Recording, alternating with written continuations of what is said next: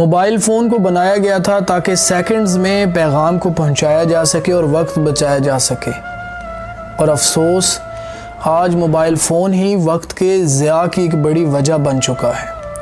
Mobile phone بنایا گیا تھا تاکہ اپنوں سے رابطہ رہے اور ہم ایک دوسرے کے قریب آ سکیں۔ افسوس آج موبائل فون کی وجہ سے ہی ہم اپنوں سے دور ہو چکے ہیں۔ اللہ نے تیسری بھی بیٹی عطا کر دی ہے، تو کیا آپ کو بیٹی سے ڈر لگتا ہے؟ نہیں، بیٹی سے نہیں، بیٹی کی تقدیر سے ڈر لگتا ہے۔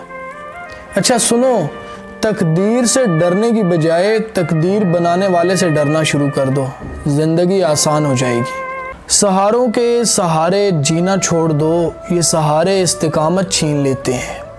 مکڑی کے جالے سے بھی زیادہ کمزور ہیں یہ دنیا کے سہارے، اور جو دنیا کے سہاروں کو چھوڑ کر پروردگار کے بھروسے چلتا ہے اسے میرا اللہ کبھی گرنے نہیں دیتا۔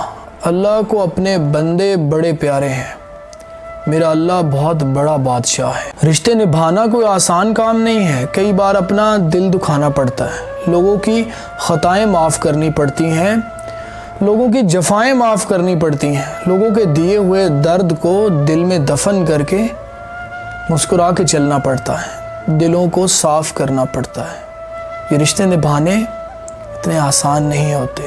والدین کا دل جیت لو، کامیاب ہو جاؤ گے، ورنہ ساری دنیا جیت کر بھی ناکام رہو گے۔ ایک چھوٹی سی دعا ہے جس پہ آپ سب نے آمین کہنا ہے۔ جن لوگوں کے والدین زندہ ہیں یا اللہ ان کو سکون اور صحت والی زندگی نصیب فرما، اور جن لوگوں کے والدین اس دنیا سے چلے گئے ہیں، اے میرے پروردگار ان کے لیے آسانیوں والا معاملہ فرما اور ان کو جنت میں اعلیٰ مقام سے نواز دے، آمین۔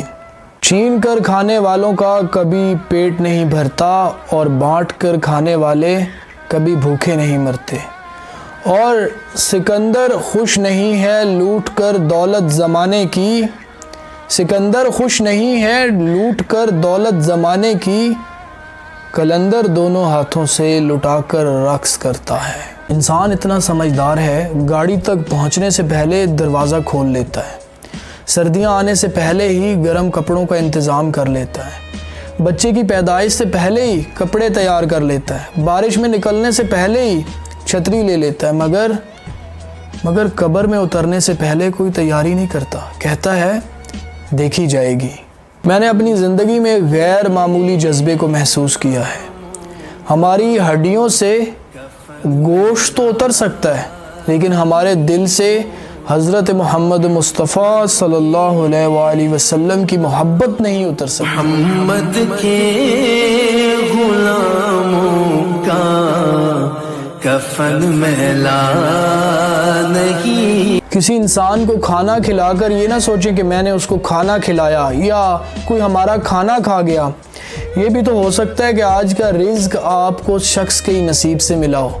ہماری کیا اوقات کہ ہم کسی کو کچھ دے سکیں، یہ تو اللہ کی رحمت ہے، اللہ کا کرم ہے جو ہماری عزت بنائے ہوئے ہے۔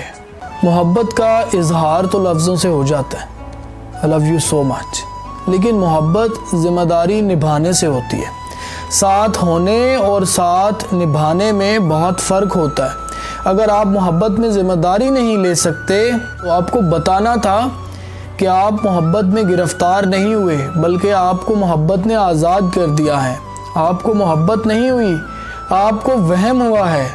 محبت یہ نہیں کہ ایک دوسرے کو ذہنی مریض بنا دیا جائے، محبت تو ایک دوسرے کی تھکاوٹیں سمیٹ لینے کا نام ہے۔ محبت یہ تو نہیں ہے کہ ہم بس نکتہ چینیاں کرتے رہیں، محبت یہ ہے کہ ہمیں خود کے لہجے اور رویے کا احساس ہونا شروع ہو جائے۔